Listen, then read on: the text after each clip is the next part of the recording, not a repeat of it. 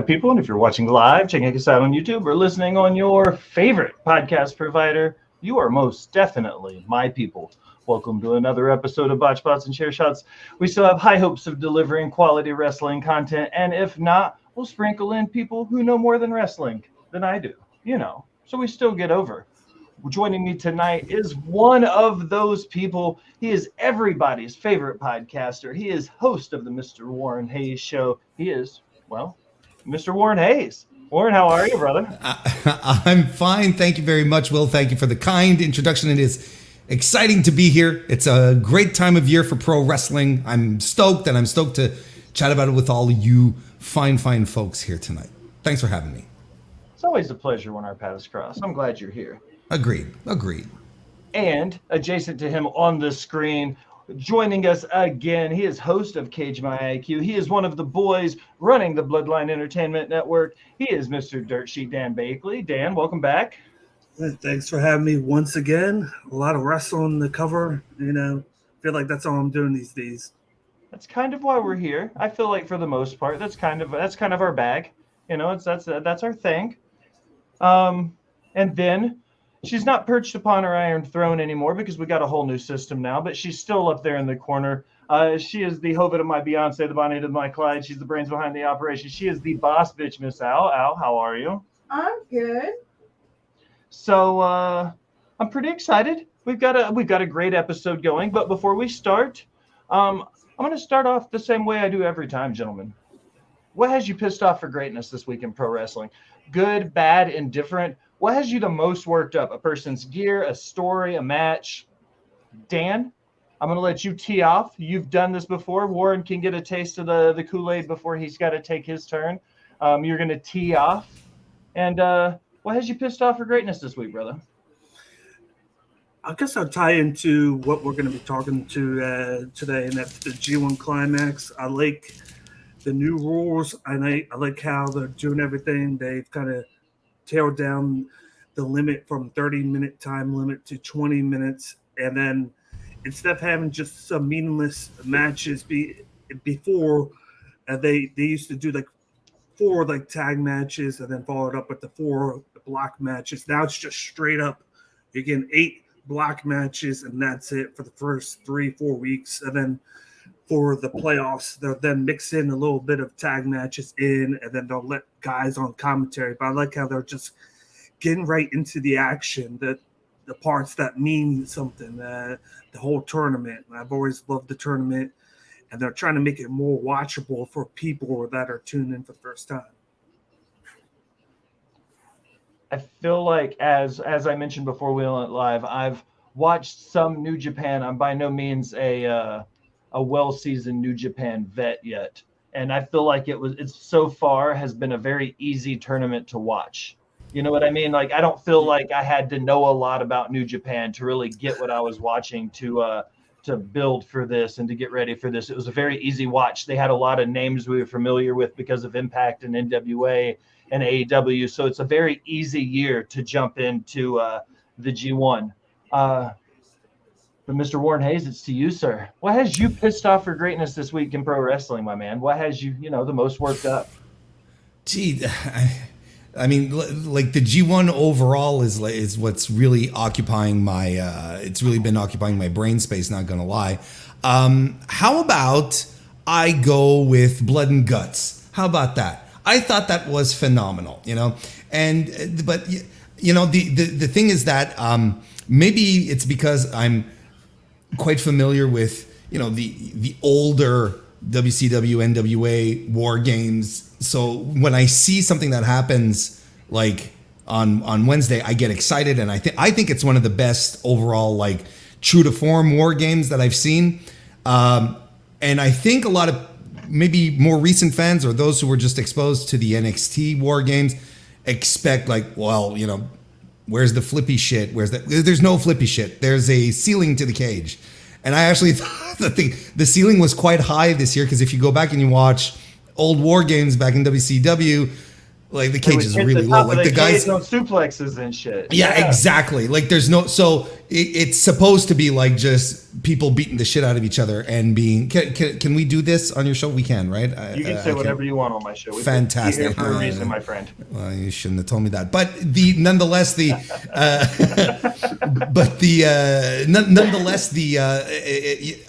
thought it was, I thought it was brutal. I thought it was chaotic. I loved.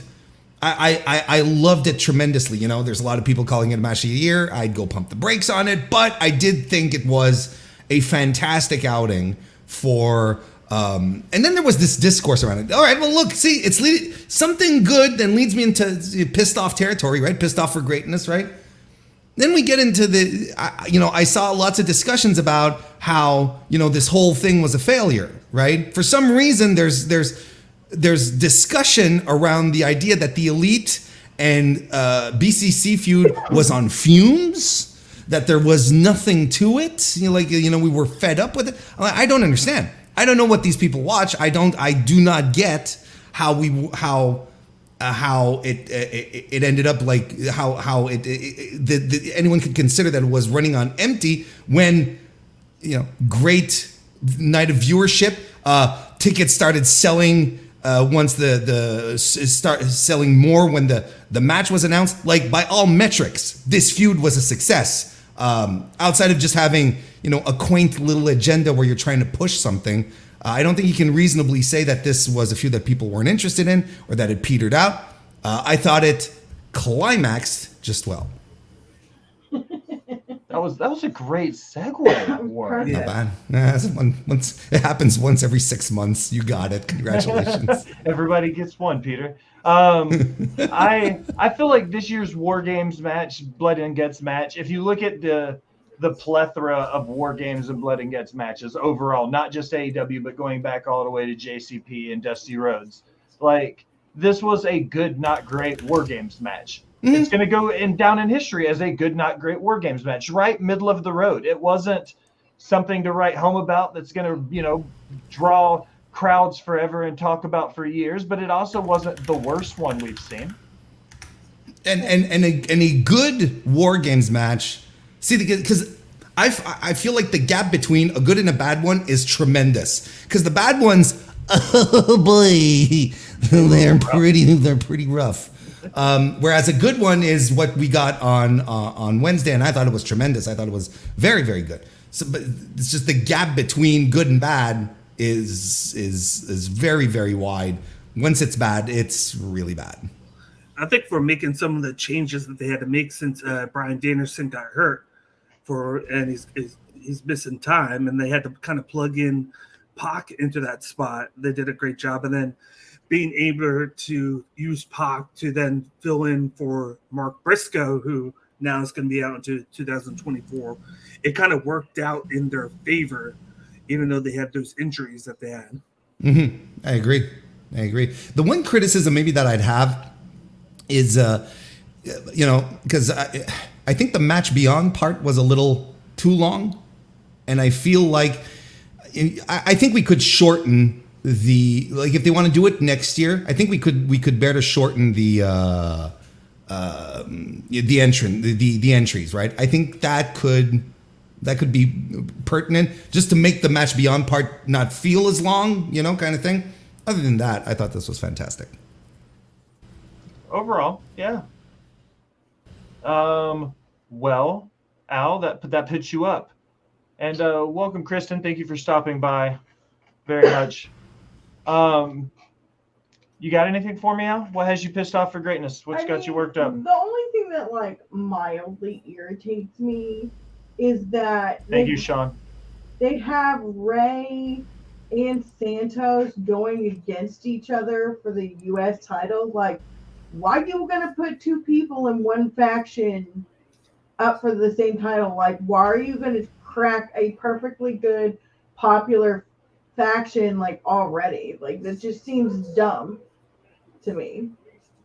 I mean, I'm sure it's part of the bigger story, but I don't know. It just seems a little dumb.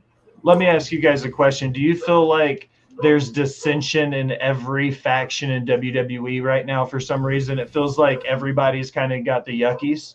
Like, we obviously see what's going on with the Bloodline. Judgment Day seems to be kind of topsy-turvy.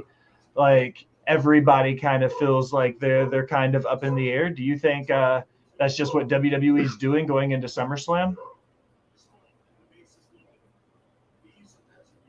Any idea? Well, I can go with a slightly misinformed opinion, but like just based on what you're saying, without necessarily being super invested in the programming these days, I'm not surprised. Yeah. Because I think WWE is going to do more and more Bloodline like stuff moving forward, because it is tremendously, I know words, successful. And by all metrics, once again, viewership, attendance, ratings, it's just been, they're doing fantastic business. And I think they're going to try and do more and more of that stuff. So,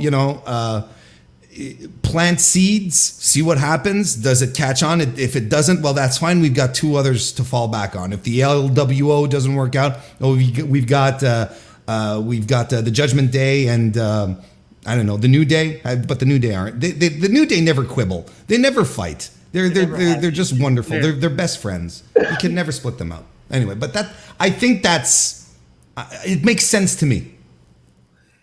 I think they kind of booked themselves against the wall with this whole LA Knight situation, where he's getting bigger than the belt itself, and every time you think that he's gonna win something, they purposely don't do it. They purposely don't pull the trigger.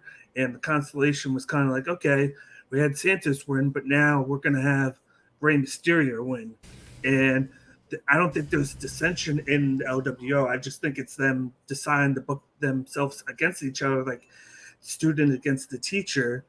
And they want to wait to do something with LA Knight instead of pushing him now. And it's become a situation where it's like, when are you going to push him? Because the crowd is easily on his side. They just had a thing where it was a live event where they showed him. He wasn't even there. They showed a clip of him, and everybody was going crazy. He had the biggest pop, and he wasn't even at the event. So he's at that point where you want to push him, but it's like, where do they do it? Do they do the mid-card? Do they shoot him up to the main event scene now because of his popularity to take advantage of it? It's kind of put them in that situation where they don't know what to do with him. And I think that's why this has happened. And it makes it look like it's dissension between LWO, and it's just the way that they booked the U.S. title scene. And that's just one of my big pet peeves now, is the fact that I said it before, you have the IC title and U.S. title. A year ago, the situation was the IC title wasn't getting put on the pay-per-view with Gunther, and this big push that Gunther has been having. He's 50 days away from breaking the record, and all of a sudden now you switch it where now he's on Raw and Theory's on SmackDown, where Theory was on every pay-per-view, and it seems to be the switch effect where now Gunther's going to be on all the pay-per-views, and Theory's just going to be relegated to defend the title on SmackDown. Which is fine between you and me. That's that's absolutely okay. But the LA, it's a good point, because the LA Knight stuff is bonkers to me that they're not deciding to just hoist the sails and just ride the wave and see what happens, kind of thing. But you know how WWE works. There's a plan, and you have to follow the plan. And LA Knight getting over was not part of the plan. And Matt, I do make decisions like adults. I don't necessarily always just flip a coin or ask my 8-ball. I do sometimes make rational adult decisions with my life. I had a relatively quiet week. There wasn't too much that really worked me up or pissed me off. I was really excited for the FTR build up and everything, MJF and Adam Cole. Like, for some reason that story has me like hyped for AEW week over week now. So I think that'll be my excuse. I'm really excited for whatever MJF and Adam Cole are going to do next, even if it is them turning and breaking each other and it being a ridiculous good match we know we're inevitably going to get. Like, no matter what, it's going to be good. I think you have one more week of that, Will. One more week. You better sink your teeth into it. You better drink every moment. I'll live in the moment and relish in it and let it be. And then when it happens, I'll take a great match and just be good that we got to experience it, right? There you go. Exactly. I agree. All right, Al, I'm going to hand it off to you now. We'll knock out a couple news and rumors before we dive into the G1 stuff. Yeah. Rush and other AAA superstars are looking for an out. Due to a heated rivalry between AAA and CMLL dating back to the early 90s, some stars are looking to leave to be able to work shows like Forbidden Door. Are these wrestlers being punished for the sins of their fathers? So this goes back to the 90s with the CMLL AAA rivalry when Antonio Pena and those guys left. CMLL works with New Japan. So now the AAA guys can't do Forbidden Door because New Japan has a relationship with CMLL. So it's like these guys are upset about losing paychecks because of a rivalry that's older than they are. So, I mean, in a way, I say they absolutely are being punished for something that happened before they ever got in the business. I think that it was only a matter of time before it became an issue, though, because people like Roosh and Dralistico and some of these AAA guys coming up they're making a bigger name for themselves through AEW, and therefore these working relationships become harder to maintain because they can't be booked on these New Japan shows. So I think this is the will in motion that's been leading us to this point, or some of these guys wanting to get out of their AAA contracts. Warren, Dan, either of you vested in AAA these days? Oh, AAA sucks. It is awful. I went through AAA 30. Because they do phony AAAs. The real AAAs coming up. You know, it's as if WWE decided to name all of its shows WrestleMania, right? But there's only one real WrestleMania. This is what they're doing. Right? And you have to guess which one it is. Yeah, and exactly. It's like a draw. And it sucked. Like it is bad. It is like legitimately a bad. Like if you don't know what a bad wrestling show is until you've watched Triple Mania Tijuana this year, it's terrible. But, you know, I'm thinking there's two things. I would assume that, the reason why they suddenly want out of their contracts and stuff like that is because big payday working relationships in 2023 are now existent, whereas 5 years ago, they still were not, because we were still in very WWE bubble here in North America. Nothing was going in or out. So there was a lot less exposure to the mass North American market. And guys like, a guy like Andrade, first and foremost, which, he's buddies with Roosh. They're in the same faction. They've been pals for years. Andrade gives him a call and he says, hey, brother, I'm making bank here right now, in North America. And he's like, okay, I want the bank too. And I'll bring my brothers and I'll bring my dad and we're going to come and, we're going to try and sneak in, right? Well, sneak in, you know what I mean? Try to sneak out of the contract so we can get into the real paydays. Because, yeah, you're right. The relationships with CMLL and New Japan and all that's very complicated. But I heard recently that his contract in AEW is coming up. Roosh's is. And WWE's making a play for him, which I'm not surprised. I know a lot of people really like Roosh, but Roosh is a money-driven carny, and he's one of the, he's one of a very tired, a tradition that we no longer see in pro wrestling, where it's like, I'm just going to go and do whatever I want. Like, don't forget, this is a guy, when he was Ring of Honor champion, he was injured. Right? Well, he was legitimately injured, but his recovery time lasted right through the end of his contract. Oh, gee whiz. Isn't that interesting? Awful convenient, Warren. Just convenient. So good. Just nature happens to do things like that sometimes, and it's just pure coincidence, right? So I would not be surprised if WWE comes in, because, Dragon Lee, he's also related to Dragon Lee. Dragon Lee is in WWE right now. And I would not be surprised if Roosh is just like, yeah, I'm just going to take the big payday and hit the bricks. You know, this is a guy that doesn't have any allegiances other than to who's paying me. And then even when you are paying him, if he can get a better payday elsewhere, he's going to sit around and pout until he's able to leave to get the better payday. That's just how it goes with Roosh.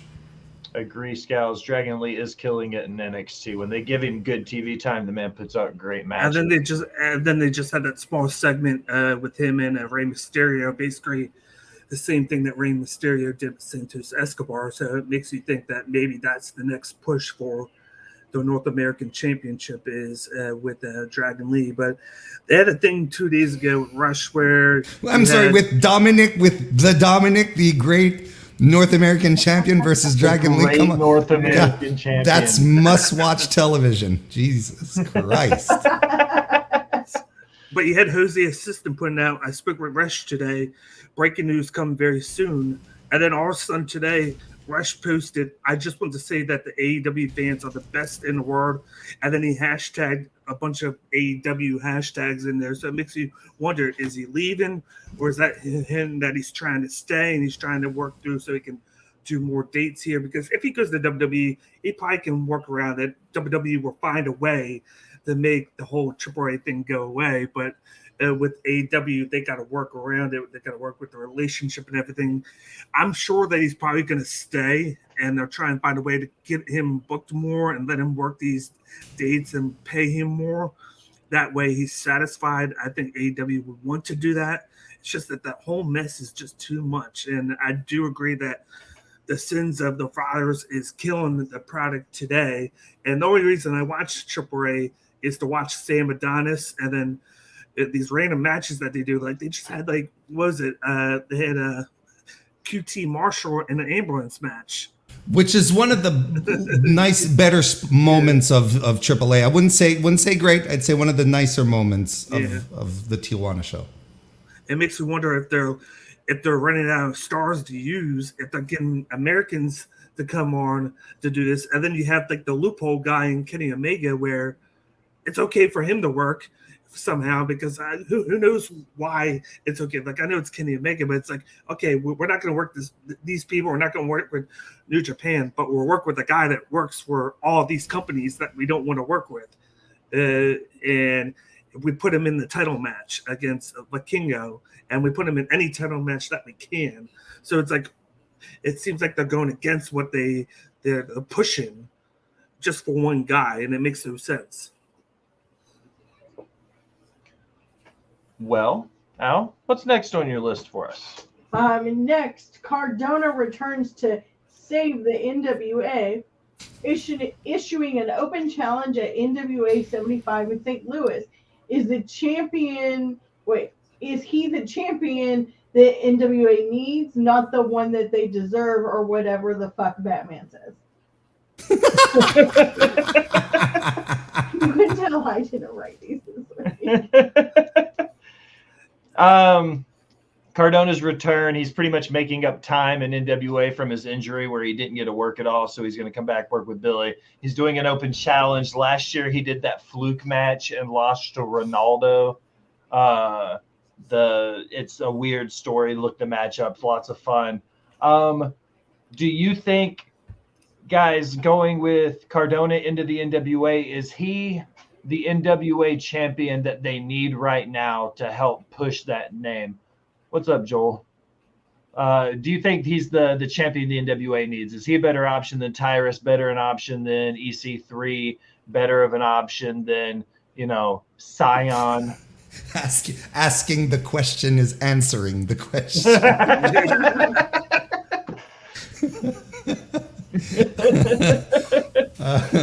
Dan, do you want to start? Do you want to go first, or I went first? I think they're bringing him in just to get more eyes on the product, and he's all over the indies, and everybody knows who he is. He's doing a new snick now where he's carrying around Chelsea Green's tag title, which whether it's the real thing or a replica, whatever it is, he's drawing eyes. So NWA kind of gets him at the right time. Kind of like MLW. MLW got him in that draft, and they're only going to have him for select about dates and whatnot, but it works. It gets eyes on your product, gets people to watch you because that's what he does. And I don't think he's going to get the title. I think that EC3 will. I think there's more of a story with that, with him giving up the national title to then go for the world title. I just think that anything they can do to get Tyrus off that title, they're going to go with. And I like the idea of EC3 doing it. You have everything with him going over from his, of course, failed experiment a couple of years ago, coming in. He's kind of paid his dues in the NWA. I love what he's doing over there, catching when I can when I watch the product. And I think he's going to be a good champion. And then maybe you do EC3 versus Matt Cardona right before he leaves. I mean, anyone's better than Tyrus. Yeah. Anyone is better than Tyrus. Like I've said it a couple of times, like when we saw them at the Crockett Cup. Like, if your champion limps to the ring, I'm not convinced that he should be your champion. And it's not a limp from injury. It's a limp because you're old. You'd think that'd be common sense, Allison, right? You'd think that'd be common sense. Honestly, like, I think it was a dare for Billy. Billy lost a bet is what happened. Billy lost a bet or, like, took a dare and it just went too far. Why are Will and Warren twins tonight? He forgot to put his scarf on, and we would have been fucking spot on. I can go get it. Yeah, like, it was unintentional. We just have great taste, Warren and I. You know, ball caps and t-shirts. Absolutely. Go ahead, Warren. No, really quickly. I substantially believe, like everyone here on the panel, is that I believe that that anyone but Tyrus is better, is an upgrade, even if it is EC3. And Matt Cardona is like,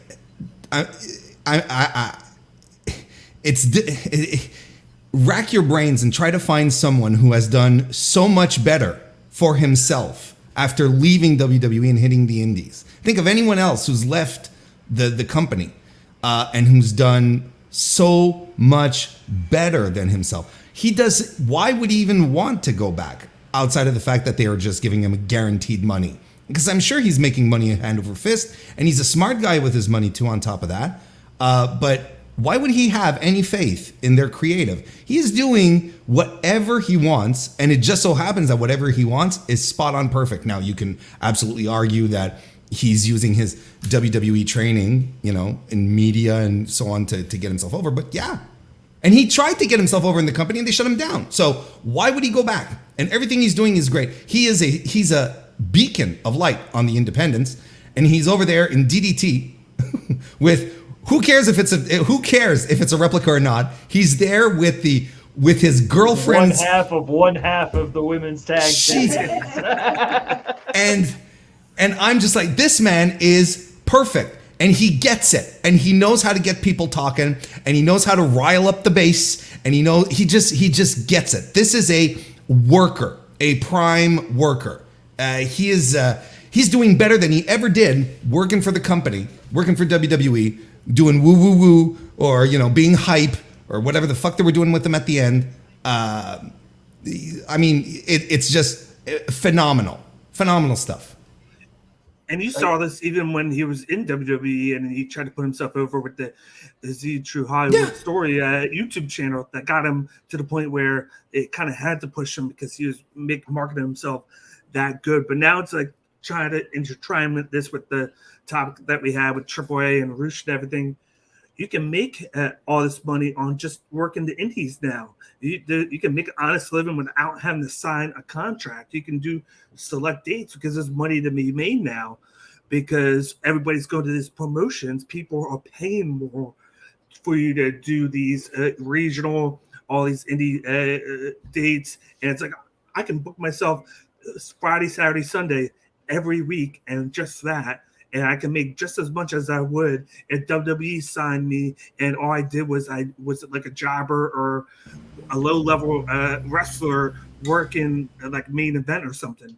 You can make great money doing that and even make just as much as a main eventer just because you're freelancing yourself. You're not cap yourself. It's just that you're not going to be able to market yourself as good as if you were with WWE, AEW with any like endorsements or anything, but you could still do it. And he's found a way to do it. And then the best thing being he worked with Chelsea, she got her contract, and now he comes in and what does he do to kind of up the ante? It brings in Steph DeLander, not only to work with him, but to be his heater, to get everybody talking, because it's like, I don't need somebody. It kind of reminds me of when Nick Aldis did it. He had Camille as his bodyguard, and I think he mentioned that he got the inspiration for Steph DeLander from Nick Aldis in NWA, and it's kind of working now. And he's getting so many bookings from so many different promotions. He's working in Japan now. He's going to be defending the title against Maki Ito, and he walks out with the WWE Women's Tag Title.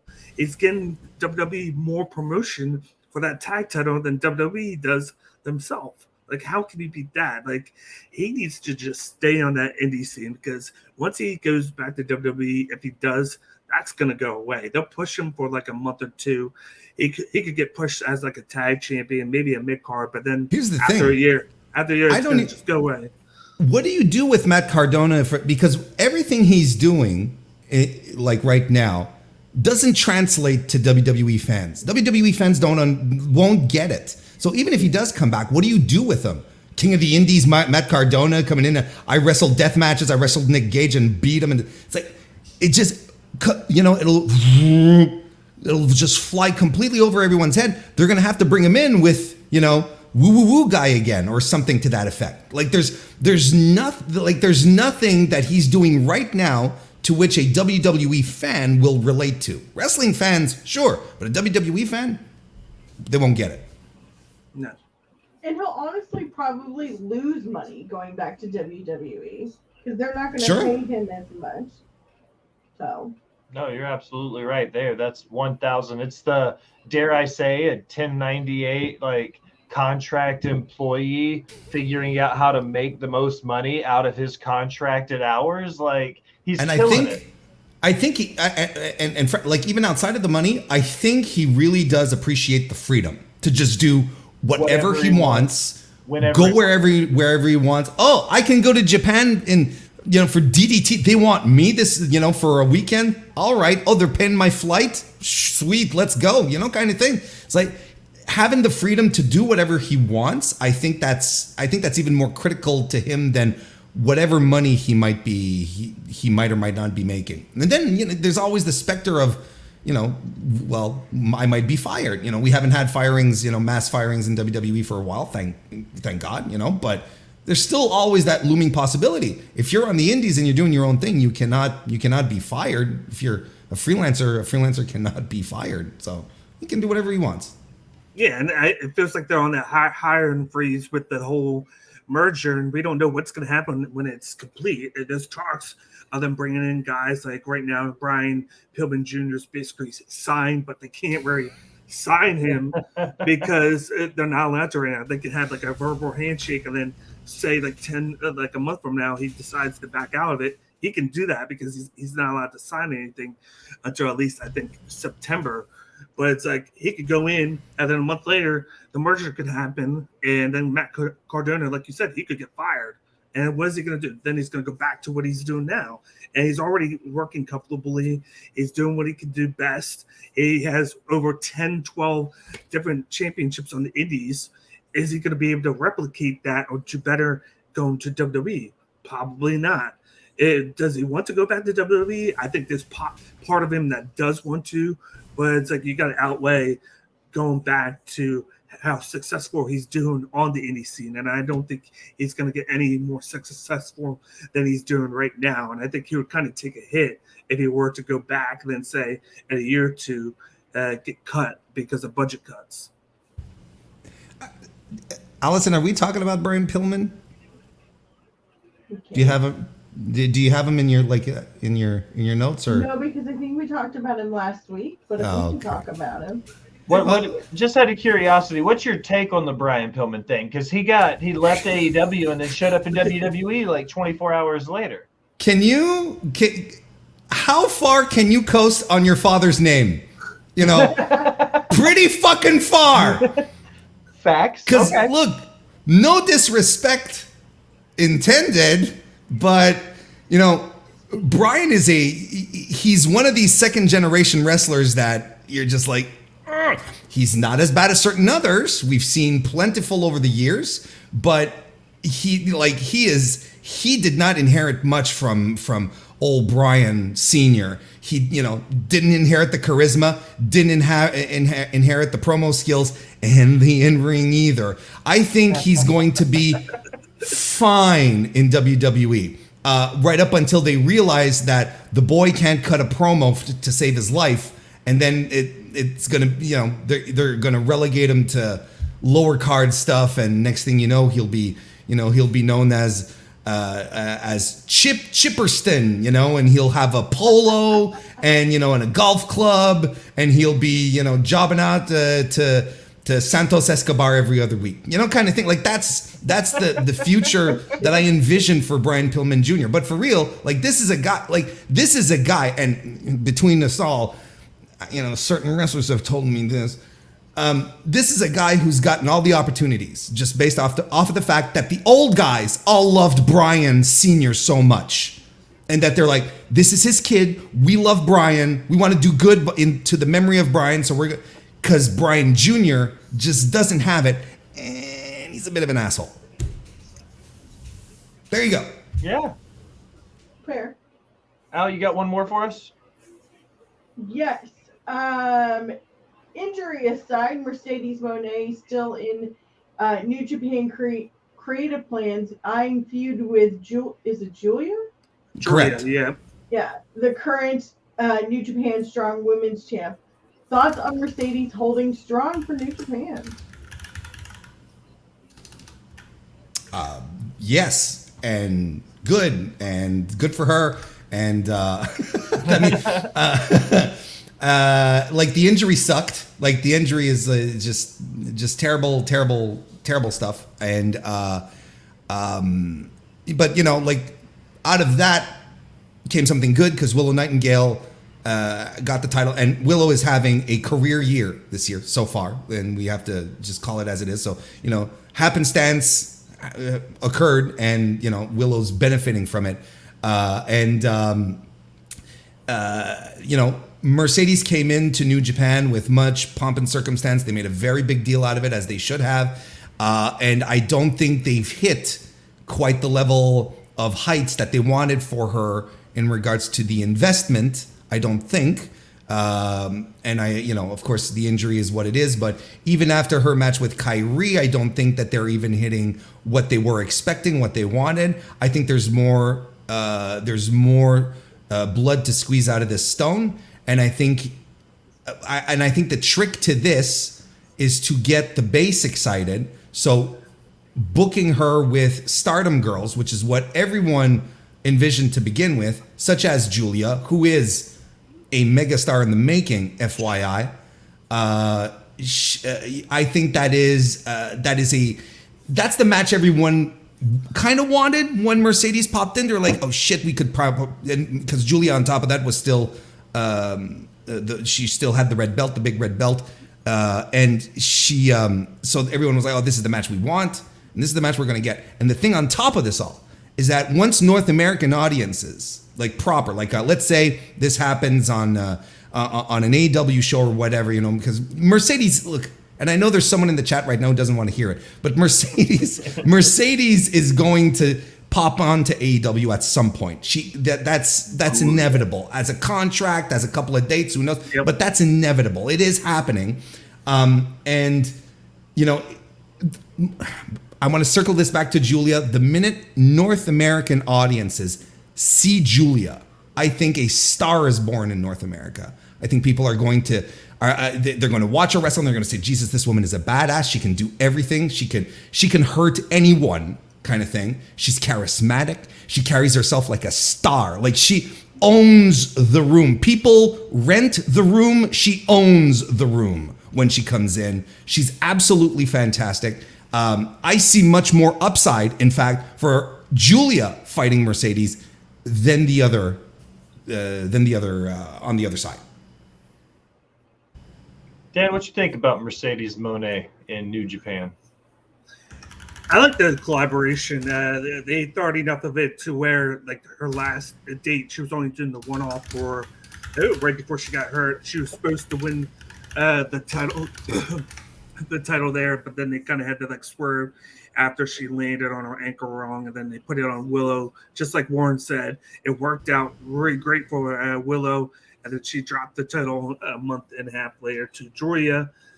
But then right away, they had re-upped the Bushiroad contract with her for 3 or 4 extra dates, even though she was injured. Don't know when she's going to be back, but they're very positive about it. I think everything has to do with that whole mix up with the whole New Japan Strong and their on demand that they kind of fixed. Like a lot of people are confused about how they're going to run it because they were doing like every week on the New Japan World, they were showing like an episode of New Japan Strong, and then they would show it a couple weeks later on Access TV. They've kind of redone it a certain way. It's still kind of weird, but they're trying to fix it where they're doing it more on Access TV, and then they're going to still be able to catch everything on demand on New Japan World. But now that Julia has won the title, it kind of opened things up. They just announced that she's coming to America, and she's doing the All-Star Junior Festival in Philly. I just got tickets to the show where she's going to be defending the title. Is she doing the All-Star Festival, or is it on the Impact show? Because they said she was coming to Philadelphia. It's on they have those two shows. Yeah, I think she might be doing both, but they definitely said she's doing the All-Star Junior Festival where she's going to defend it at the 2300 Arena. So that's going to be her first booking in America. So I think that's kind of getting her feet wet with the audience. And I think afterwards they said that there's a possibility that AEW could use her that same week. And this is going to be August 19th or 20th. And we just see that where Stardom had their one champion. I can't even say her name. She was Utami Hayashishita. Yeah. She just came over and did Ring of Honor. And a lot of people were like, okay, now you have that relationship going with AEW and Stardom, because that was the first wrestler to come over from Stardom to do a Ring of Honor taping where she did that. And then now she's getting booked more in the States now. So they're like, okay, she's doing good. Now we got to get Julia over because she's the big name to get over here. And while we're doing this, it's only going to work out better when Mercedes comes back, is healthy, because then you can have her against Julia for the title. More than likely, Julia could beat her, and then you do a rematch. Then where you can have Mercedes win it, you gain people viewership to it, and then that's when you can start to have that outcome of wrestlers, maybe with AEW and New Japan / Stardom, because now it's kind of like a slash because you got the other title, the IWGP women's title, and it gives you options to where you can go in and out, kind of like what New Japan is doing with AEW with the men. You can kind of do the same thing with the women, but between New Japan and Stardom. I like all of it. All of it. But speaking of New Japan, that is kind of why we're here, gentlemen. We're gonna get ready to dive into the meat and potatoes, so to speak, of week 1 of the G1 Climax. And when we were getting ready to do this, the way I described it to you guys was, I need people who watch the product and know what the hell's going on. And then what I'm going to do is give my very green take on what I thought were the headlines from each night. And I want you guys to be like, Will missed it completely. Or I want you to be like, those are good, like those are pretty good, decent takes from people who don't watch the product every time. Cool? So when I first watched it, like I said, this is the second G1 Climax I've watched. Last year was my very Give me a bit of context. How much New Japan have you watched? Like, lifetime. I've probably I didn't watch any New Japan whatsoever until about 18 months ago. New Japan Wrestle Kingdom 2022 was my very first New Japan show that I had ever watched. Then I went and backlogged, watched the MSG League and watched, where some of the origin stuff. I did some writing about it. I have an article out for the Sportster if you're into the dirt sheet type stuff, kind of learning about the G1. It was like a history primer. And I used that assignment as a way for me to learn about it. It's a fucking fascinating tournament. The way it's built, my headline under my name, I don't know what this has to do with horse racing, is a dumb little joke because the G1 Climax originally came from the way they would grade horse races and stuff. So I thought it was, it was funny. He's going to take hours to school us. I love that. That's why he's here, Kristen. That's why I brought him on.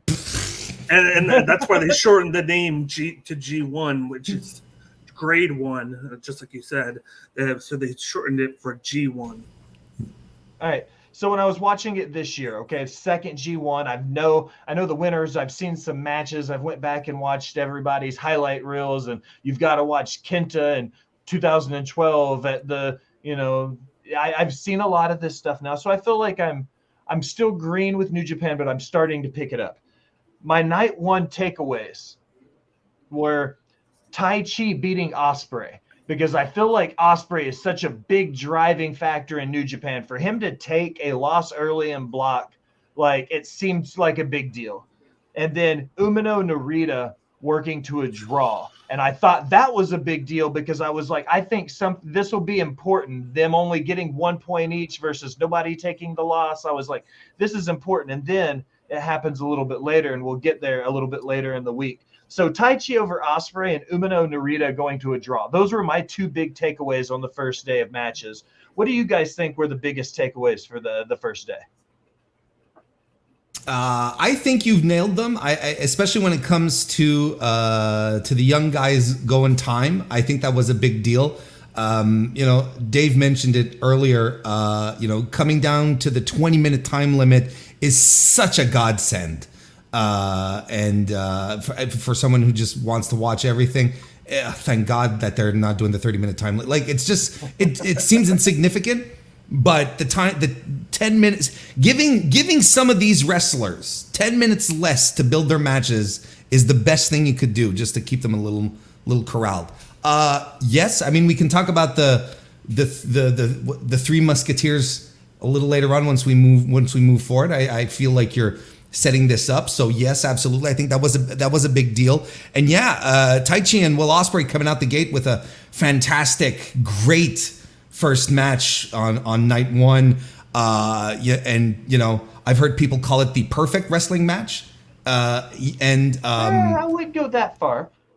Maybe not. They're talking like in composition and in selling and how. But anyway. I gave it 4 is a fantastic stars when I watched it. I was like, this is a solid 4-star match. It's not a 5-star perfect match by any means, but well above average. You know what I mean? You're talking up there. Great wrestling match. But, it's not unusual for a guy, for Gedo, the head booker of New Japan, to throw a curveball like that, which is kind of what he did with these two matches.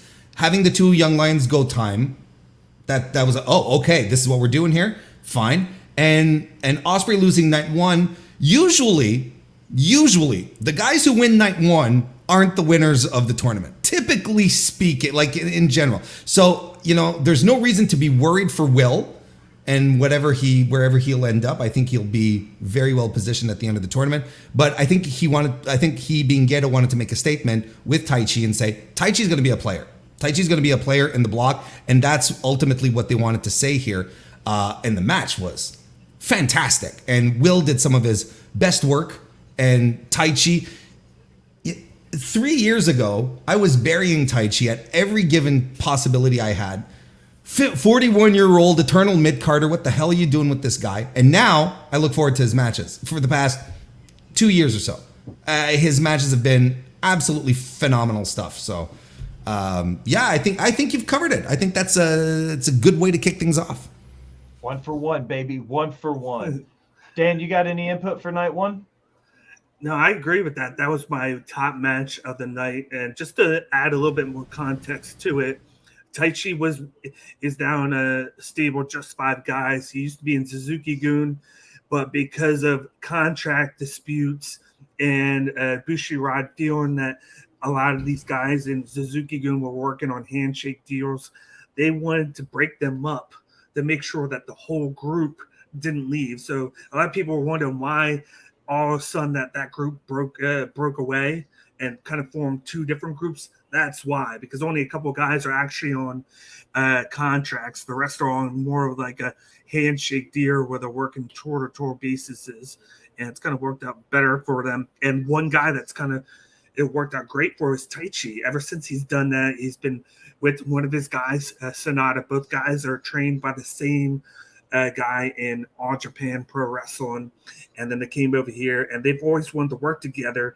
And it's kind of like amped up both of those guys. I got one who is the KOBW champion now, and then the other is the IWGP World Champion, and their stock has never been higher.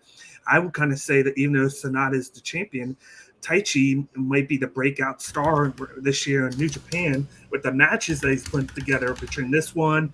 You got the trio of matches with Shingo Takagi, especially the War of Attrition match. I like to call it that because they had to do a 3 out of 5 falls match that went 45 minutes where Taichi won it. He's just killing it now. And then you got him versus Ospreay. And when I look at the G1, kind of like what he said, you get the beginning, they like to throw a lot of curveballs at you where they have guys win that you don't expect to win. And then you have one guy that goes on a losing streak. And then the second half of the G1, he goes on a winning streak, and he either wins it or he makes it to the finals, and you don't expect it to happen. Last year, Tama Tonga was the guy. He lost one match, and then he went on a winning streak. A couple years ago with Sonata, he started out 0-3, and then he won 7 straight matches, loses to Kota Ibushi in the finals, but he had that big-time run there. And I think Taichi is a guy where he's going to keep his stock high. He might not make it to the playoffs or whatnot, but he always puts on a great match. And it was perfect to kind of get the crowd to kind of second-guess things because Ospreay just had that match with Omega. This was his first match back. And he goes and he loses it in the faction that he did where he connects on the Hidden Blade, only gets the 2 count. He goes for the Stormbreaker, doesn't get it, and then gets it reversed right into the Black Mephisto for the 1-2-3, and it keeps things fresh, keeps people thinking of, okay, I'm not going to know who's going to win because I thought Ospreay would get it this year, but he comes in right away and gets a loss right in his first match. So it's like it's their way of flipping the script on people. Nice. All right, yes, it is the stripper pants guy. It is the stripper pants guy. I hope so. God, I hope so. We need to get Katie in the chat. Night 2, gentlemen. I said Jeff Cobb getting a win over Naito was big deal. For some reason, that seemed like an upset to me. Naito's very much seems always like he's in that main event feature, and I feel like Jeff Cobb has always been in that. And not that the mid card is at all a downplay. Everybody needs a mid card, so the main event means something, right? So Jeff Cobb being there, so I feel like him getting the win over Naito was a big deal. And I said Evil getting the win over Tama Tonga because there's all the inner turmoil there. Evil used to be in the Bullet Club and Chaos and all of that nonsense, and Tama Tonga's not anymore. And it's just like it seems like those two have a lot of history that I probably don't know enough about. But I felt like Evil getting a win over Tama was a big deal. How far off was I? Did Evil win? I thought so. Yes, he did. He won. He did? Okay. No. Distraction. It was a. Oh yeah, you're right. Okay. Yes. You're right. Okay. Yeah. All right. Yeah. Listen, I'm with you for Jeff Cobb. As an admitted Tetsuya Naito fan. Here we go again with Naito losing matches a little out of nowhere here and there, and then him coming back for the big comeback win. That's what we always hope for, and we're never know because Gedo likes to screw with us, Tetsuya Naito fans. He's very good at it. So look, I'm not really surprised because I think there's, Naito working from beneath, being the underdog. Is a logical concept because Naito, and I don't even think this is up for argument. He is the most popular wrestler in New Japan Pro Wrestling, and he has been for a decade at this point. His merch is everywhere. Merch on the streets for him, for his stuff, LIJ. Like, he is the most popular pro wrestler in the company. So he's been talking a lot about his body slowing down, so on and so forth. And he's like, well, Wrestle Kingdom 2023 might be the last time I have a chance to main event the Tokyo Dome. And all of us Naito fans are clasping on to that. And they're like, you better do right this year, Gato, you son of a bitch. So, I can absolutely see a path of him losing matches and then, like Dave said, being the guy who has the big winning stretch at the end, coming in and winning. As far as your other one, yeah, I mean, there's, interesting, I guess, Tama Tonga, Evil. I thought Mikey Nichols and Aaron Henare was my big takeaway from that one because of how brutal it was. Like, these boys worked snug, and it was fantastic. And I am surprised by Mikey Nichols' G1 so far. I think his night 3 was off, but his first 2 nights, he's coming in with savage intentions, and I'm okay with that. That kind of rules. So that was a big takeaway. And match of the night was Shingo and Eddie. I thought Shingo. See, this is my take on Eddie Kingston for the entire tournament, actually. I think Eddie needs a guy, because Eddie's uneven. I love Eddie Kingston. I think he's one of the top performers that we have in pro wrestling. But he's uneven, right? And I think he needs opponents that bring the fire out of him to really get the Eddie Kingston that you're like, this is the Eddie Kingston I paid to see, kind of thing. I don't think, for instance, Kenta was the guy at the Independence Day shows. But Shingo was absolutely the guy. Because Eddie probably wanted to be hit really hard. Shingo's like, okay, buddy, I got your back. I'll hit you really hard. And it just went back and forth like that for a tremendous match. That was the match of the night. Just a tremendous, tremendous match. Dan, what do you think about Eddie's performance in the tournament so far? I love what he's done. And it makes me think maybe they booked that whole block around Eddie Kingston and to get the most out of him, because you have all those brute, strong guys are going to just stand up. Oh, it's the ass kicker block. Yeah, exactly. And you've seen it so far, minus the second match, even though that was still a good match in itself. And these two guys just stood up and traded shots and whatnot. I still love that Mikey Nichols one was very underrated, because I love the fact, first, seeing the Aaron Henare with the shaved head, with the tribal tattoos on his face was a nice thing. If you saw the press conference, he covered his face so no one would know why, and everybody was wondering what was going on. That was a nice touch here. This is a guy I think is going to break out, and this is, to me, he's a very hidden gem in Aaron Henare, just because this guy has that grasp and style. He has the wrestling. He's a trained Muay Thai fighter. There's champions in the UFC that he actually trains with in New Zealand and Australia. And then he has that kind of boxing street background as well. And he mixes it very well. And for him to throw those headbutts that he does, and for Mikey Nichols to do it back, it shows a lot of how much Mikey Nichols has improved and how tough he is. So these guys were we'll get into his match with Shingo with Henare, but I was very surprised at how many headbutts these guys were throwing at each other. And then the end into that match was very scary. Henare wound up pinching the nerve or whatnot. And I thought he was done for. They had to go to him right away, but luckily he's fine. And then they just put those pad things on him for his muscles. They said it's like a week-to-week thing, but he can still go. But man, Mikey Nichols, him and Shane Haste are a duo from NXT that I think just thrive in New Japan. That's their style. They work best there. I was kind of skeptical with how they were going to be in this tournament, but I thought, man, these guys are showing out. They're giving it their all, and I love what I see there. That was my unsung match there. But I think Eddie and Shingo is the match to go here. I do think Evil and Tama Tonga, that was a good match, but I kind of expected them to throw a curveball there. And then Jeff Cobb and Naito. Naito's my guy that's going to go under the radar and win the whole thing. I think he's going to be the one to win the whole thing, but with Jeff Cobb. Jeff Cobb has been dominating the last 2-3 years in block play. He's only lost maybe 3 or 4 matches in the last 2-3 years. It's just that he always loses to the guy in the block who only has like 1 loss. And then he winds up losing that tiebreaker. And that's probably what it's going to be unless he can break out of there. 2 years ago, he lost the block to Kazuchika Okada. Okay, that's pretty good if you ask me, as opposed to losing it to Yujiro, or something. Yeah.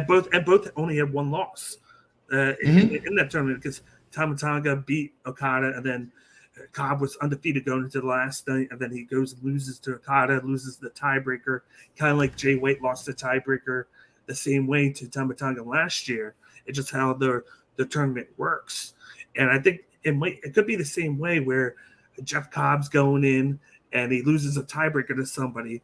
But I thought Jeff Cobb was going to win, and then Naito was going to be that I'm going to lose the first couple of matches and then go on a win streak with the age that I am, because he has the whole storyline with Sonata.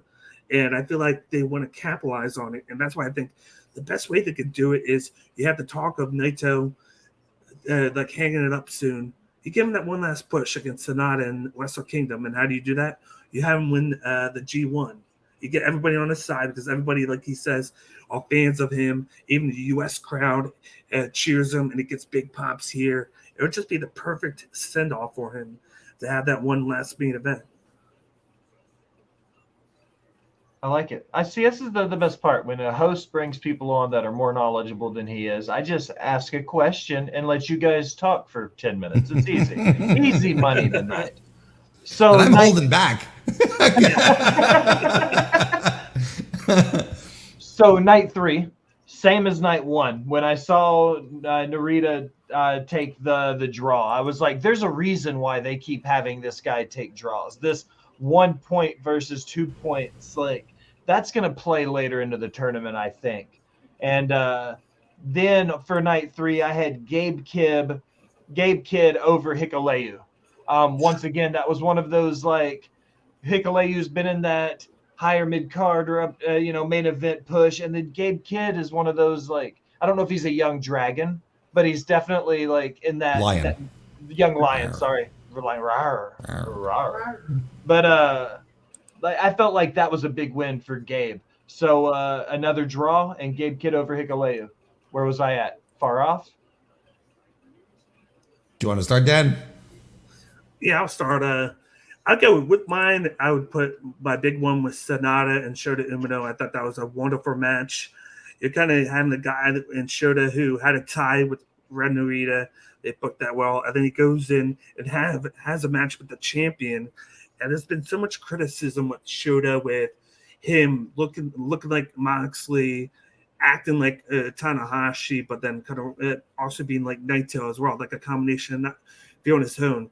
This guy just comes into this tournament with much aggression, has a time limit draw, comes within 2 minutes of a draw with the champion here, giving it his all. You got Sonata, who's in this block with young guys, and it's kind of set up for him to make the playoffs, but he's still making these guys look well in this tournament. They come in, there's a couple moments where you think that Shota's going to pull off the upset, and then Sonata comes in here like he does. He hits the deadfall and gets the victory. A minute or 2 left with time limit. This was my match here. The Gabe Kidd, he's a guy that was a young lion in both Japan and in the U.S. His name kind of got pushed away for a little bit because he got stuck in Japan during the pandemic. He couldn't go home. And then he kind of had a little bit of mental issues for last year. But then he picked the perfect time to come back. He had that match with Cassidy in Philly, which was great live. And then he comes in and they did the perfect thing. They put him in the Bullet Club. They needed new members, and they utilized his aggression, his style. And every match that he's come out so far, he comes in from behind and attacks his opponents. And it gives him that, just like that thing that, that's Gabe Kidd. He's going to come in, attack you, kind of like they did with Alex Coughlin. They're kind of like a perfect tag team together with how they work things. And he might not be the sexiest guy like wrestling wise, but he's going to give you a hard news top a match, and they're going to be low in minutes, but that's because of a lot of the actions taking place before the bell even rings. And he's looking comfortable. I thought he was going to maybe win one match, and he's out succeeding that right now. Thank you, Poyo, for stopping by. We love you. We were just talking about the NWA right before you got here. So thanks for stopping by with the raid. Much love to you and everybody else for stopping by. Hit the follow button while you're here. We're talking about G1 and talking about some New Japan and some of the stuff coming across the Pacific heading our way. Warren, how'd you feel about night 3? Well, I would say, because you pointed out Gabe Kidd over Hikuleo. Hikuleo stinks. The Hikuleo stinks. So, for to me it was like, absolutely, Gabe Kidd has to get the win over. Look, Tama Tonga is really good at this, at sort of going out and teasing, we're heading up north, we're going to Connecticut. I'm like, fine, take your brothers and go. Like, I have no use for Hikuleo. He's tall. Have you noticed? He's really tall. Okay, what other qualities does he have? He's long. It's like, there are multiple better big guys in this company. One just came back from excursion and is tearing the place up. So I have no use for Hikuleo. Gabe Kidd absolutely had to do this, and Gabe Kidd. The whole reinvention of the Bullet Club that's been happening since Jay White got kicked out and Dave Finlay has taken over. Gabe Kidd, I think, has been the embodiment of what New Japan wants the new Bullet Club to be. But Dave Finlay keeps talking about savages. He keeps talking about wanting, if you can't bring a win, bring bodies, all that. Gabe Kidd is the living, breathing embodiment of that. And like Dave said, he's had a tumultuous up and down time. He was stricken with very serious health issues, but he's leaning into all of that. He's leaning into all of it, and he's letting that fuel the visceral aspects of his character right now, where he's just like, I don't care anymore. I'm just going to tear into everything and everyone, because he's been violent and wild, and I've been enjoying his stuff, and I think his best match happened today, actually. No, yesterday. Yeah. His best match happened yesterday against Ren Narita. So good for him. He has to be pushing through here. Yes, we got another draw, right, from the junior guys, the not the junior guys, but the Three Musketeers. The Three Musketeers, thank you. I don't know why I'm calling them the junior guys. And yes, that is significant. That is absolutely, especially Yota Tsuji. Yota Tsuji is this other guy, the other big guy that I'm talking about, who is a phenomenon right now. Goes away on excursion, which is what you do after when you're finishing up your young lion thing. You go off to learn other styles and develop a character. He comes back. The first thing they have him do is put him in a main event with the world champion. Sonata. Yeah. And that's a pretty good guy to get tagged along with. And he hasn't wrestled. He didn't wrestle in New Japan coming back from excursion before getting the title shot. He lost the title shot. Next time he wrestles is at the guy has not won a single match in New Japan yet, but he is over with that crowd. People are up on their feet. They chant his name louder than Sonata. Like, this guy is a beast. If they were looking for someone to carry the company for the next 10 years, that's the guy right there. He is outstanding. He's played American football on top of that. Like, just a freak. And he looks like to be the new blood of LIJ, where they're kind of like shuffling in, because he had of course, Naito, who could be done. You had Sonata. He moves over to just 5 guys. You have everything with the talks with Bushi. You don't know what's happening with him, so they kind of brought in Titan from CMLL who could be taking that place of Bushi, and that just kind of left Shingo Takagi and Hiromu Takahashi as the only two guys that were kind of stuck there. So bringing him in, he could be the new face of the carryover for Naito. And he's got that energy, that look, that natural charisma that just works in LIJ on top of it. You know, it's just like he's a good fit. I kind of feel he forced his way in. Like, I don't even know if the guys really wanted him in, but he's sort of like, yeah, I'm going to do the fist bump thing. And they're like, okay, then, pal. You know, it's like, okay, well, because I think they're just like, well, you know, we're afraid of you, kind of. We're not gonna do this. I thought my match of the night though was Will Ospreay and Yoshihashi. Forgot about that one. Yeah. I say we, but I meme a lot on Yoshihashi because he looks like one of the seven dwarves, and he's hard to take seriously, but over the past 2 years, he has just become such a solid base for New Japan. He has grown into a tremendous tag team wrestler. And he's just this guy that gets into the G1 and has great matches with everyone. He's able to get the best out of anyone, and he works hard every time, which is not something you can say in regards to guys like Kenta in this tournament, for instance. But Yoshihashi, he just leaves it all in the ring every time. He's got his working boots on every single time, and no surprise to me that his match with Will Ospreay was really good. I gave it like a 4 stars kind of thing. I thought it was great, but I'm not surprised.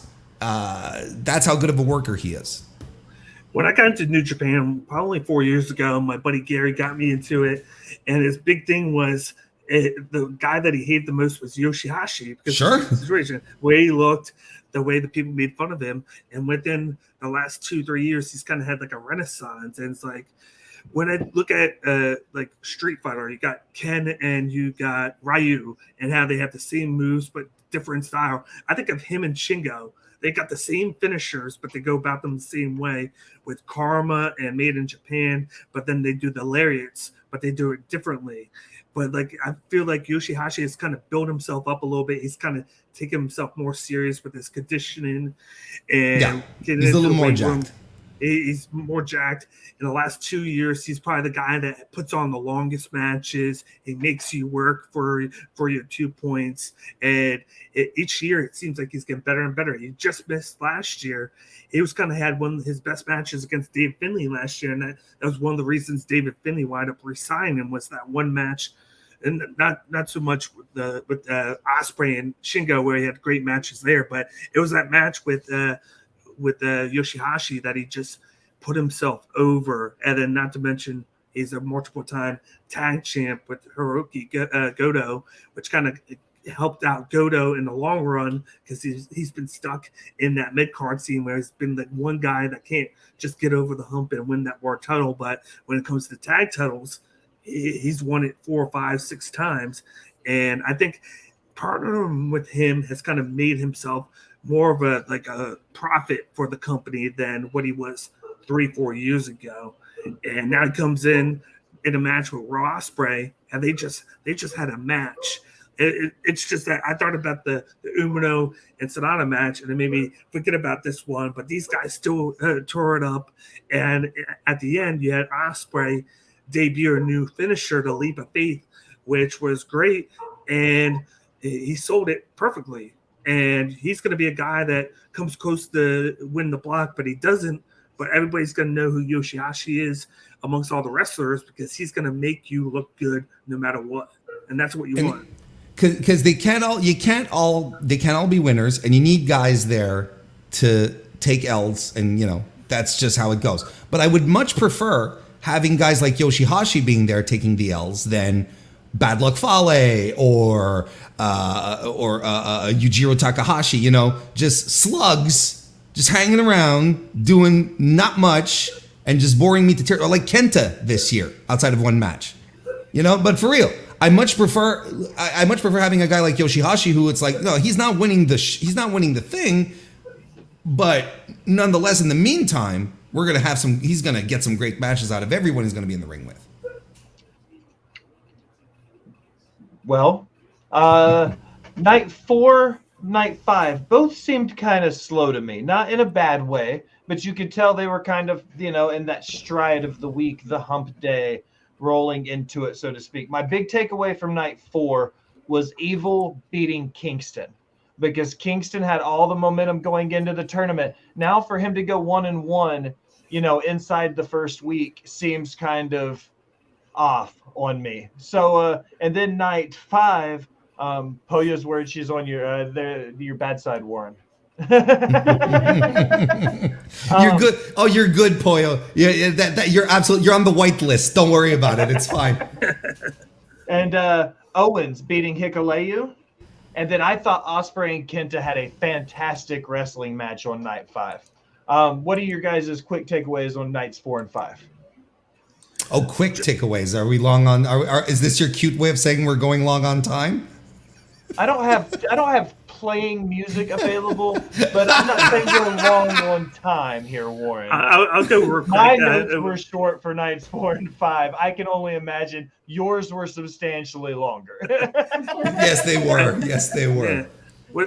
To me, I felt like so far the story of the tournament, I should say the match of the tournament for me is Henare and Shingo. I thought they put off almost like a 4.5-star match. These guys went 30 seconds until the time limit, just straight up beating the shit out of each other. Slow paced. You didn't need any of that quick action with these two. They must have hit each other with over 20 headbutts, chops, fucking train finishers to 2 counts. One of the perfect spots of the match was where Henare connected on Streets of Rage, but didn't have enough time to cover him because he was so hurt, and he played it off so great where he had to like crawl over to get the 2 count. At the end of the match, he hits a headbutt one too many times on Shingo. You see Shingo holding his jaw because it was hurting so bad, and it gave that just enough of a time for another Streets of Rage. Hanoi connects on it, gets the 1, 2, 3. You get the action in the back where you get Shingo just sitting in the chair going, I got to do better than this. He was like, damn, my jaw is killing me. It was like, but from here on out, you're going to get the Shingo that's going to give it his all. But he was like, tonight, Henare was just the better man. He beat me. And now that's my match of the tournament for night 4. And then for night 5, I would have to go with maybe David Finlay and Evil, because I was kind of wondering how they would play this off, because it's still Bullet Club. The House of Torture is kind of in that elite part of Bullet Club where they're in Bullet Club, but then they're not. And they always have that friction with both sides of Bullet Club where it's like, we're part of here, but we're going to act crazy. We're going to be that mid-card talent that does anything we can to win sneakily.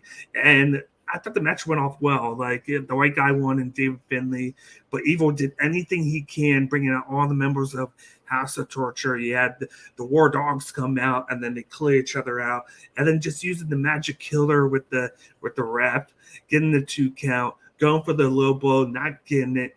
Then he gets hit with the Never Open Weight title by David Finlay, and then he gets pinned. Like, I like Evil. Like, I think now they're finally using Evil a better way than they did a year ago, when it was kind of more of a just like a joke that they come in there and they lose. They actually have him win the first 2 matches, legitimize him a little bit, and then he loses a match against the leader of the Bullet Club where he almost comes and wins it.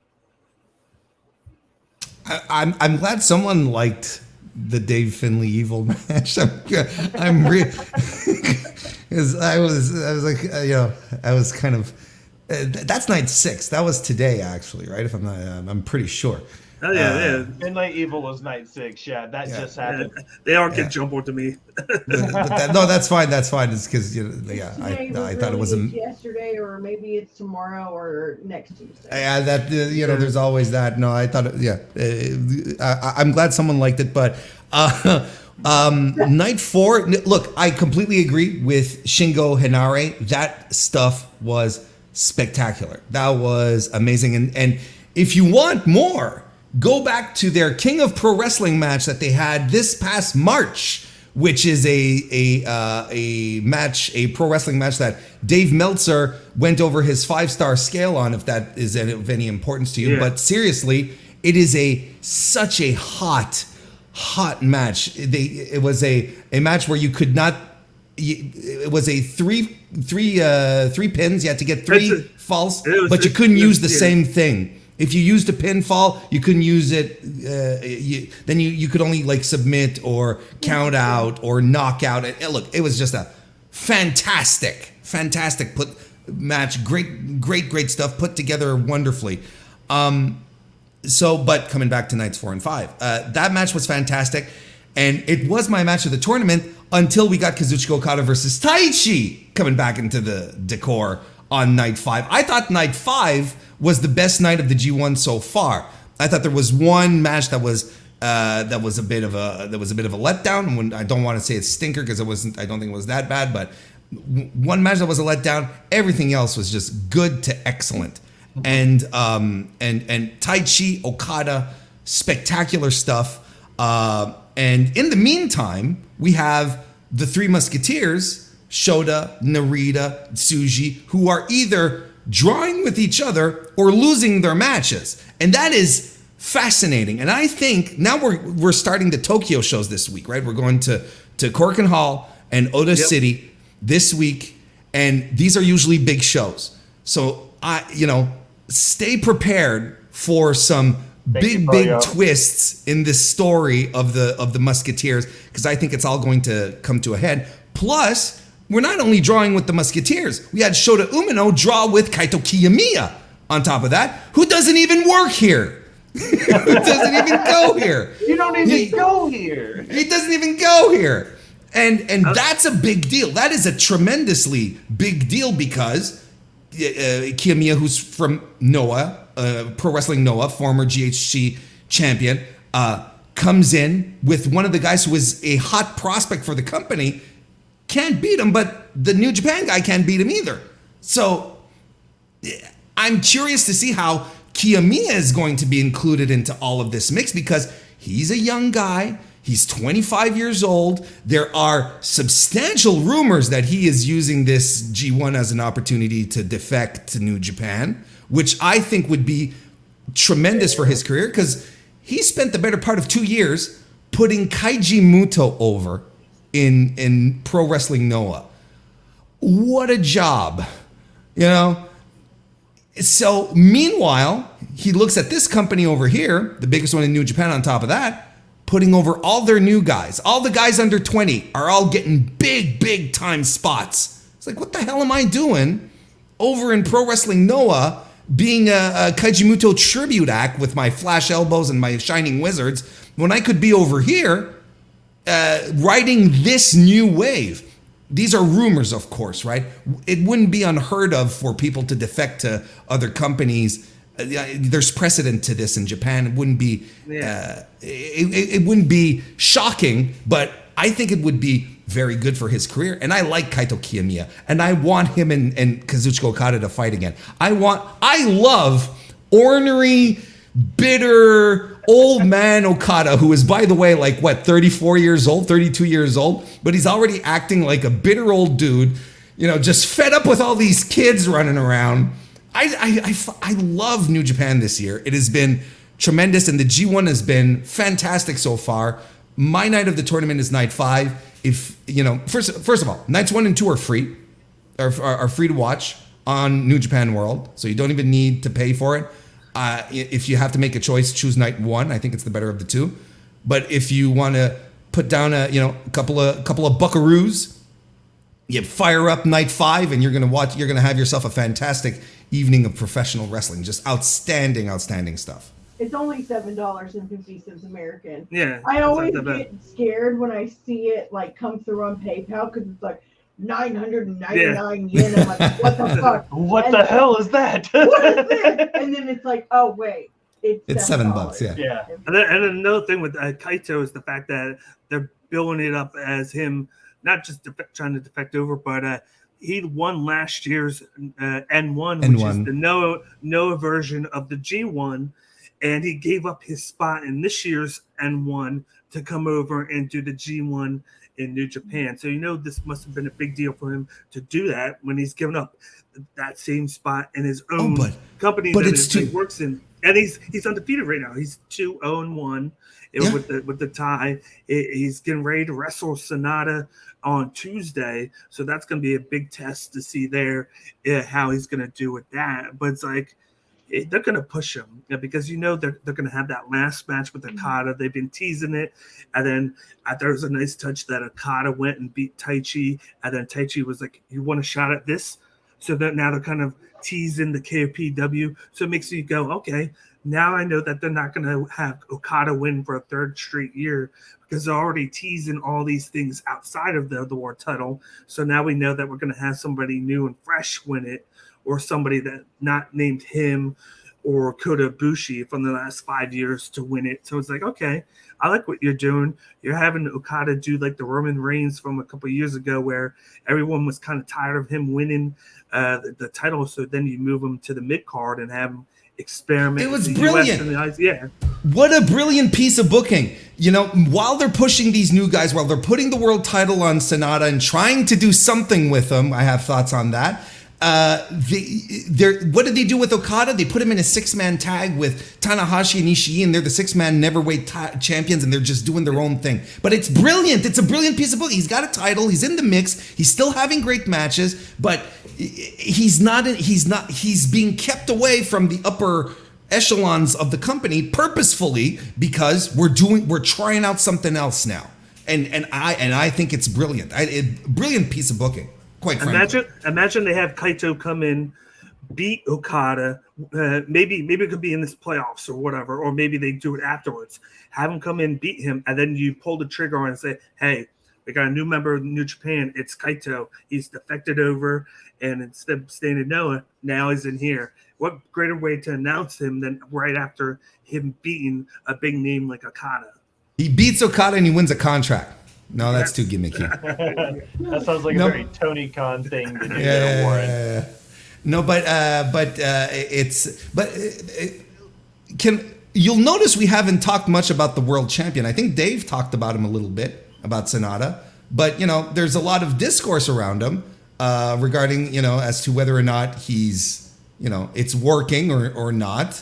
And I am firmly in the camp that Sonata is not working as a world champion. I don't think it's connecting. I don't think he's connecting with the audiences. It makes no sense to me that he is in his hometown yesterday.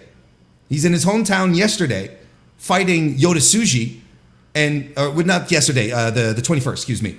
Fighting Yota Tsuji in the main event, and the audience is chanting for Yota Tsuji. Like, what are we doing? This is nonsense. Sonata's not working. And someone close to me compared him. He told me he's the New Japan. He's the New Japan Randy Orton, and I'm like, that's it. That's exactly who he is. It's the New Japan Randy Orton. He's going to be a guy who's going to be, solid, not spectacular. He's never going to have like this outstanding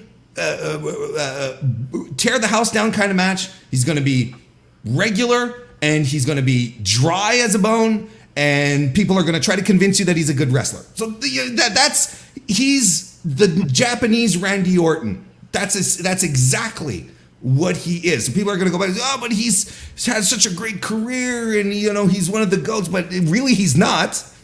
And his title run right now is proving. Look, I'm not bemoaning the fact that they put the title on him, that they tried it out. I think that's good. I think it was a good try, but clearly it's not working out. They're not making, record houses right now. We're around pandemic era attendances. Which is fine, but not great either. We're not at 2019 levels for the G1. We'll see what happens in Tokyo over the next 3 days. Hopefully they'll be able to pack some houses there. They have to, actually. But Sonata is, he's bland, no crowd connection. He can't get into that next gear to have that real next level match, which is what is expected out of New Japan champions, because that's the promotion they run. They expect you to get that to that next level, to have these incredible 5-star dramatic matches. And Sonata he can't do it. He just can't. I thought he did it with Okada when he won the title. I thought that was a great match. I think you're in the ring with one of the greatest of all time. What are you going to do? Yeah, what I'm talking about. Well, It's hard to look bad in that scenario sometimes. Well, I'm personally in the opposite, but I think he's doing a really good job considering everything going on with the company, and they just taken off Okada. He basically had a 2-year reign where it was Okada, Jay White, and then right before that, Naito had it for a 4-year. So you're breaking away from the norm. And he's only had it for a few months. He hasn't had it that long. It's only been 2 or 3 months, and he's defended it 4 or 5 times already. And I feel like based off of a very short period of time in that frame, and I feel like all those matches he's had were great. You put him up, he beats Okada. That Taichi match in the New Japan Cup tournament was wonderful. He goes in, beats Naito. I think having him put up a match with Yota Tsuji, it was going to be hard to make that a 5-star match with a guy, like you said, coming in there in his first match, and he made him look believable. He made him look like he was a star coming in because he took the damage from Yota Tsuji. He made him look like he was going to win, and then he comes in at the end and it still gets the victory. And then he comes into here and you book him with all youngsters. I think that's the mistake that they made. I think they didn't put any legitimate threat to him in Block A to make it look better for him in the long run. The booking minus those title matches, I felt like that was the wrong thing. I feel like maybe they should make him a heel now, maybe because that group is kind of like a in-between thing. But I feel like they're trying so much with them. The crowd loves Just 5 Guys. They come to America, and everybody's cheering the heck out of him. Minus Naito, he got the biggest pop in Philly. It was Sonata. He even had a bigger pop than Naito at that show. And from other people that I know, he's gotten big pops around here. He's just not getting that huge pop in Japan. And I think they're just getting used to a new face that's usually on the minor, like the mid-card scene. Go to that. It's funny. It's funny because I listen to the same shows you do, clearly. Yeah. I don't hear them big pops. I was at Forbidden Door in the arena. I did not hear that big pop.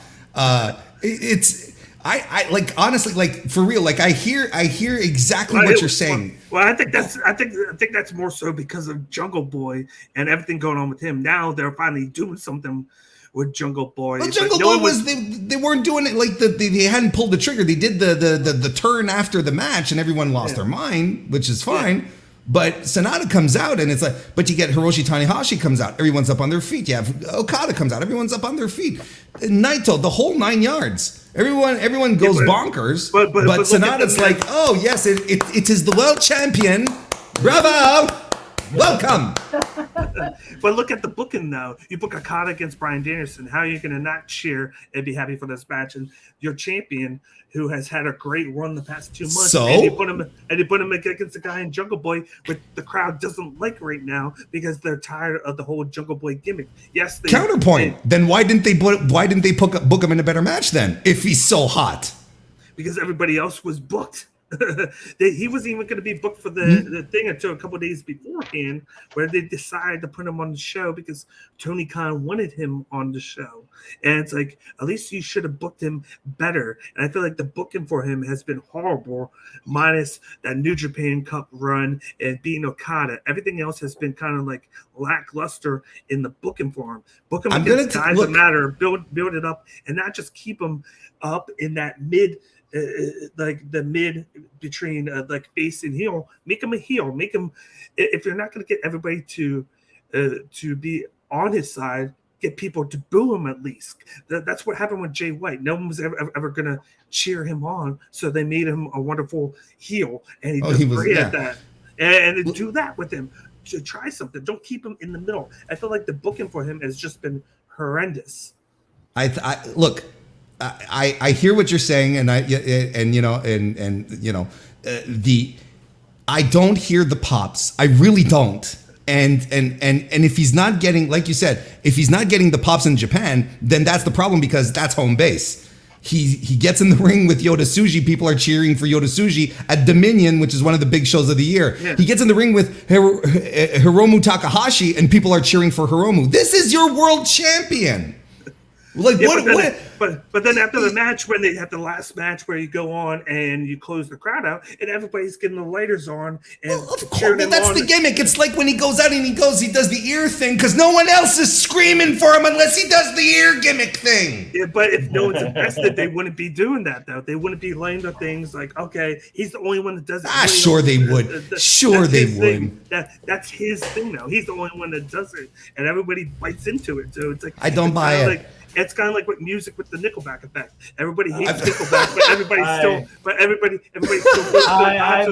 I love everywhere you're going with this, but I'm going to stop this derailed train from going any further now. Once you bring up Nickelback on my show, I love the band too, but that's where I'm calling it, Dan. I'm not putting that shit over. We're gonna stretch our legs, gentlemen. Allison, you've got some fun planned for us, right? You ready to roll with that? Yeah. All right. The only thing I know is she called it, is it real or is it Ritter? Oh, Jesus Christ. And I've got no idea what we're about to go down, how we're going to do this just in general. But Al, you've got the floor now. Let's hear it. Is it real or is it Ritter? So I asked Matt Ritter, who sadly I think has left to put his daughter to bed, but I'm sure he'll hear the replay. So I asked him. He always comes up with funny names for the New Japan wrestlers. Mm-hmm. So I'm going to read. So he has made a list of all the G1 winners, their real names and Ritter names for them. So the first couple, I'm going to read the name, and you have to tell me, is that their real name, or is this a real New Japan wrestler, or is that a Ritter name? I'm ready for this. And then the next part is I'm going to read the Ritter name, and you have to tell me their real name. Okay. So is this like a quiz, or are we just working together? We're just working together, having fun. Have fun. I've watched this show so many times. This is gonna be fun. So we'll start out with the easy one for everyone. Fezzik. Say what? Fezzik. Fezzik? I don't know who that is. We have to tell you if that's a Ritter name or a real name? Yes. That's a Ritter name. It has to be. Yeah, Okay. that 100% has to be a Ritter name. So that was the name he gave for Andre the Giant, because that was his name in Princess Bride. That's it. Okay, nice. That makes sense. Yeah.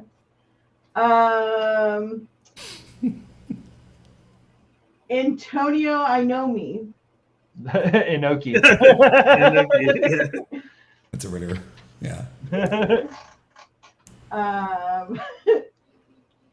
Actually, we're just gonna do it. I'm gonna read this will be more fun. I'm gonna read the Ritter name, and you're gonna tell me who it is. Okay. It makes it easier for me. Simia Sakaguchi. Simia Sakaguchi. Yeah. Send me a sack of Gucci. I have no idea who that one is. Are you able to put it as a banner? No, we don't have banners made for those, Dan. I'm sorry. So it's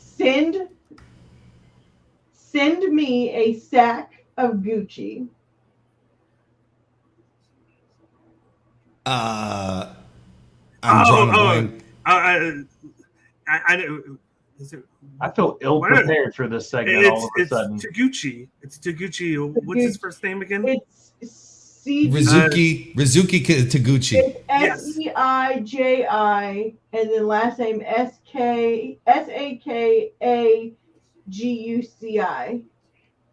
CG You are ill prepared for this segment as well, apparently. No, I'm not supposed to have to say the real names. Whatever. Yellow sack of shit. What? Yellow Who sack of would shit. Ritter name Yellow Sack of Shit? These are New Japan pro wrestlers, right? This one is not a play on the name. This is just this is what Ritter says about this person. The only guy that I know that wears yellow is Hanma. And that's the only one I have know no that wears idea. Hanma. Hulk Hogan. Oh, a yellow sack of Yellow shit. sack of It makes sense. That makes sense. Okay, fair enough. Massive Zero Ono. Masahiro Chono. Yeah, Masahiro Yep. Chono. Yeah. Tsunami Fuji Photo. I don't know who that one is, but I'm intrigued now. What is it again? Tsunami Fuji Photo. Oh, it's Tetsuki Fujimoto. Yeah. Boom. Warren got a point. Look at that. Big brain on Warren. Hi, Dad Hat. What's up, Dad Hat? Granddaddy Oscar. Granddaddy Oh. Asuka? Is that Minoru Suzuki? No, he never won a G1. Granddaddy Grandpa. Or is it Asuka. off of people that have won the G1? Yes, this is all Oh. G1 winners. I thought we were just doing random. No, people's this names. one's all G1 winners. But I added one at the bottom. It's not. Shadow's right. It's Muda. Is it Muda? Yeah. Oh, okay. Granddaddy Oscar. Granddaddy Asuka. That makes complete sense now that you say it like that, because the Muda mask and everything. Yeah. Ricky Choju. Riki Choshu. Yeah, Ricky Choshi. That's an easy one. Work harder, Matt. Kin Saki. Oh, Kensuke Sasaki. Yep. Well done, Dan. Well done. Shit yeah. Hashish Motor. That's Hashimoto. Shit, yeah, Hashimoto. Yes. Yeah. Jesus Christ. Cure is sour. Cure sure is sour. I don't know. You guys Cure sour? Cure is sour. haven't the fucking clue. Not Kurosawa. Oh, Kurosawa. Okay, that makes sense. What's up, Katie Kinsey? Welcome to the party. Hi, Katie. Glad I made it for this part. Man boobs make me itchy. What? Hiroshi Tanahashi. No, Manabu Nakanishi. Yeah. Manabu Nakanishi. Wow, Warren's going in clutch with some of these G1 winners, man. UC Not Nada. Yuji Nagata. Yeah, Yuji Yuji Nagata. Nagata, That's an easy one. Blue Hiro Yoshi Tenzin. Hiroyoshi Tenzan. Yeah. This one's terrible. Herky Jerky Gato. Orkigo. Yeah. Where did he get Perky Jerky from? Hiroki. Hiroki. Perky Jerky. What the fuck? Matt, are you all right? We should charge admission just to hear Al read these names. This one's my favorite. Sad Yoshi Koldzima. Satoshi Kojima. Yep. Shinsei Nakamura. Shinsuke Nakamura. Katsuchi Uganda. Kazuchika Okada. Every time I hear him say that. That's the best Oh one my on the God. list. That's the best one on the list.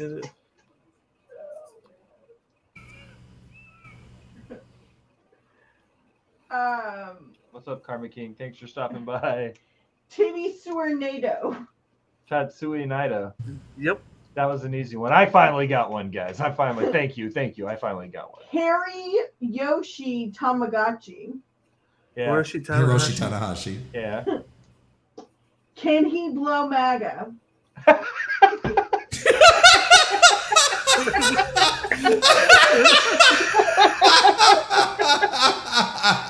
Oh my god. And you blow Mega. I'm gonna assume Kenny Omega. Oh Oh, it's just like trivia. Will's bringing up the rear. Okay. Hey-o! Mod, do your thing. Let's knock those guys out. No, I'm just kidding. Dakota is bushy. Kota Ibushi. Yeah, Kota Ibushi. Toga make a baby. Togi Makabe. Makabe. Yep. And this is one I did because I felt that it was needed. Tamatonga. Oh, Tamatanga. That's Tama me, not a Tonga. Ritter. We had our buddy Karma saying, "What's going on with the names?" I'm laughing so hard. Our buddy Matt, not a big New Japan guy, but he gave us his Mount Rushmores of New Japan winners, and those were some of the names he came up with. So appreciate you, Matt. That was a great laugh. Wheelie Yoda, that's a good one, That's a Shadow. good one. All right, gentlemen. Before we sign off and we plug everything and we get ready to go home, I need you each to do me something. So I've been trying to think of cool ways to end the episodes with quick lists and stuff. This one being the G1. What I want you guys to do is give me your quick rundown of who you think your 4 favorite G1 Climax winners are, your Mount Rushmores, whatever you want to do. Just rattle off your big 4 as to who you think the G1, your Mount Rushmore of G1 winners is. Like based on our favorites or based Just on... as a fan from just your as a perspective fan? as a fan.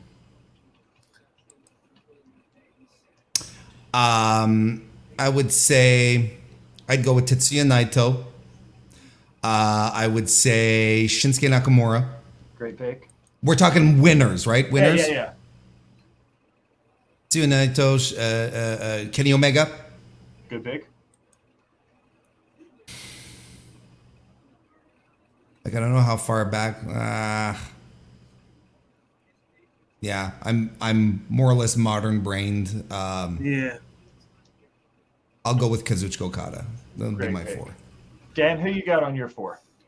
Just like him, I'm more modern. I'm gonna go with Goto, Omega, Ibushi, and Naito. Solid picks.